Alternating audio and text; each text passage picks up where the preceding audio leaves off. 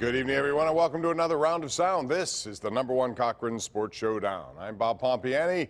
We always have a lot to talk about. We'll get into the World Series, which is upcoming now, featuring the Nationals and the Astros after a tremendous win last night by Houston. We'll also talk about Pitt, Penn State, and their future schedules.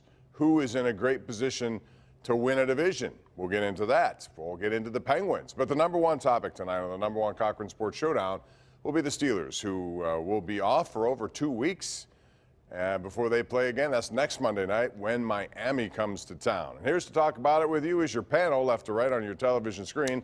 We have Mark Kaboly, beat writer with The Athletic for the Pittsburgh Steelers. Nice to have Mark in the house. Will Graves, who does good work, of course, with the Associated Press. And to the right, it's Mr. Chris Mack, co-host there of the Fan Morning Show. He's up late, but he'll be up early.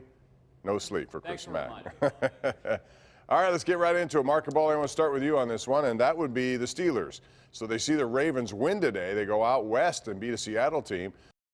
Continues to put up numbers both in the air with his legs. So the Steelers now are looking at 3 straight coming up. I'll get into that schedule in a second, but first I want to talk about the decision to go with Mason Rudolph. It seems like most people will think that's the right decision, but how long will a leash be if he proves that maybe he can't be good enough in that game against Miami?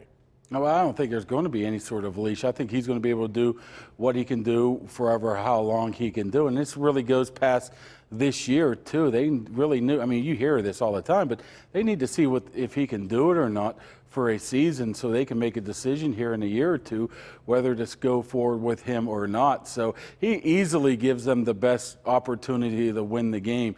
I mean, don't be fooled with what happened in L.A. last week.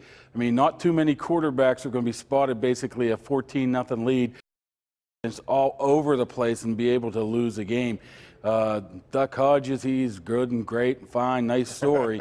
But Mason Rudolph's going to be the guy that moves you forward and gives you the best chance to win. I like how Tomlin came out and said, you know, he's our guy moving forward. So I think that's the way it goes. It's going to take a lot. I don't think it can take anything really to get Rudolph out of it except an injury. How about we game plan, though, like we want him to maybe be the starting quarterback for the future? I mean, let's remember, in the game that they won, they ran the Wildcat, right? I mean, the game where they dominated people, he wasn't really that much of a factor, right? I mean, he basically made him do what Duck did against the Chargers.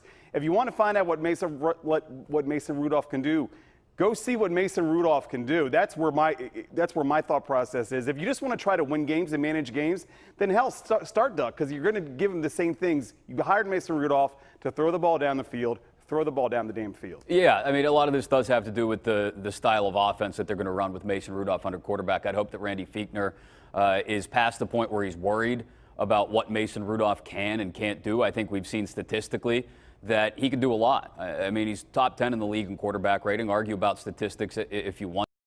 The average yards per attempt if you want to. But we need to knock off the nonsense with Duck, as Mark said. Good kid, fun story, solid backup now. And you can count on that in a pinch if you have to. You hope you don't have to again. Mason Rudolph is the guy going forward. I don't think there's any sort of question about that. Run the offense and full-fledged offense. No more 4 or 5 routes underneath. Let him throw the ball downfield. We started to see it a little bit in that Ravens game before he left early. And I think that's what they've got to do the rest of the way. That's how the offense becomes most effective. That's how they perhaps surprise some people and scratch and fight and claw their way back into the AFC North picture, if that's still at all possible. We saw the offensive line do some great work, maybe their best work of the season. James Conner did fine, then he got injured. Benny Snell came in. Chris Mack, how do you handle the running back situation? We don't know the injury situation at this point, but what do you see as far as a, quote, division? Connor's still a guy that gets better as the game goes on. Now, that's going to help if Benny Snell can supplement a little bit because he's Benny Snell football, right? He's going to run it up inside. He's going to steamroll a few people here and there. But James Conner is still your #1 back. And I think we've seen over the years that as much as Mike Tomlin wants to pay lip service to the idea of a running back by committee or a share of the workload, he's always going to fall back on the tried and true method for him, which is, I got a workhorse, and I want James Conner to touch it 20 times because historically when James Conner touches the ball at least 20 times, the Steelers win football games, and I think that's what they've got to go forward with. But he hasn't done that if you go back to the collapse last year in the first 6 games this year. I mean, he hasn't been a 100-yard guy. He hasn't been a 25-touch, Yeah, I mean, 125-yard they haven't really given guy. him the opportunity. He hasn't touched the ball enough, Will. Well, they went away. Well, that's whose fault is that? I mean, that. Oh, you're absolutely right. It's on the coaching staff, and again, the style of offense. Well, I think what we've seen, we saw what happened with, against the Bengals with when they split the labor between him and Samuels.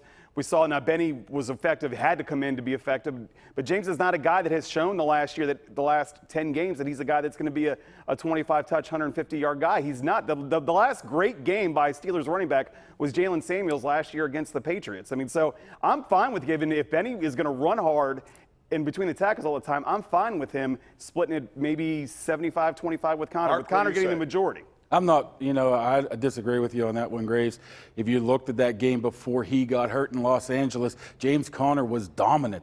Out of the backfield, catching passes, but not running everywhere. the football. He was running people over. He was playing hard. He was running hard. He was the touchdown scoring drive. I think he touched the ball in all 9 on plays of the game, of the drive. The issue is, and you can't really deny it, is his durability. It's been like this since his ways back in the Pitt days, and that's something you have to worry about. Now, is that going to be something that can be alleviated if you give Benny Snell some carries?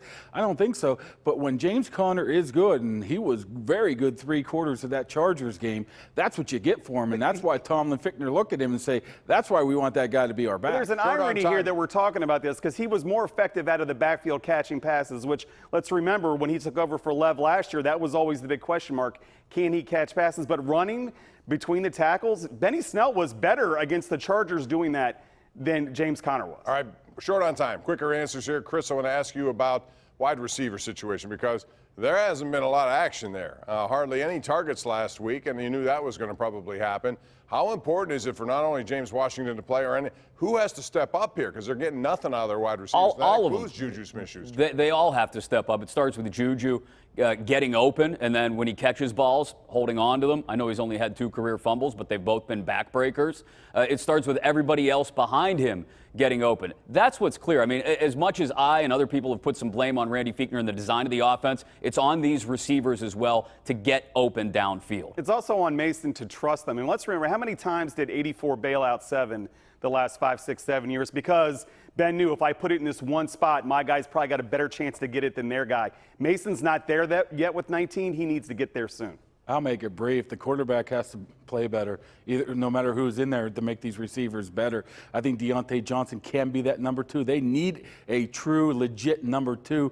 And I think Deontay Johnson can be that guy. And I would like to see a little bit more Dante Moncrief in the game moving forward. But I think it starts and ends with the quarterback. All right, real quick, 30 seconds left. I want to give you 3 games coming up. They're all at home. You got Miami. You got the Colts who won again today. And then you got the Rams. Mark, what's your 3-game total for the Steelers? What are they going to do? Well, what they should do and what they need to do, they need to go 3-0. They need to go 5-0. But I think it's a 2-1 type of situation. They'll beat the Dolphins. They'll either split the Colts and the Rams. Yeah, I'm with you. 3-0 seems hard. The Rams look like they got some swagger back today against Atlanta.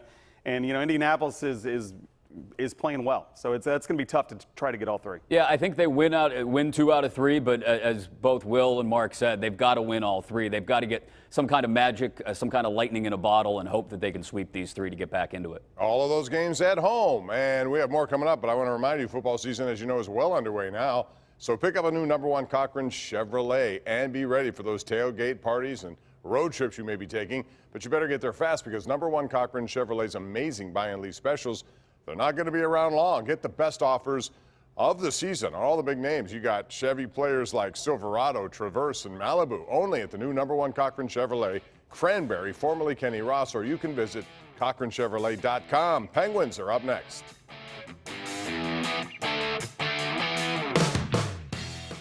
The #1 Cochran Sports Showdown is brought to you by #1 Cochran, Go One Better, and by Highmark Blue Cross Blue Shield. Have a greater hand in your health.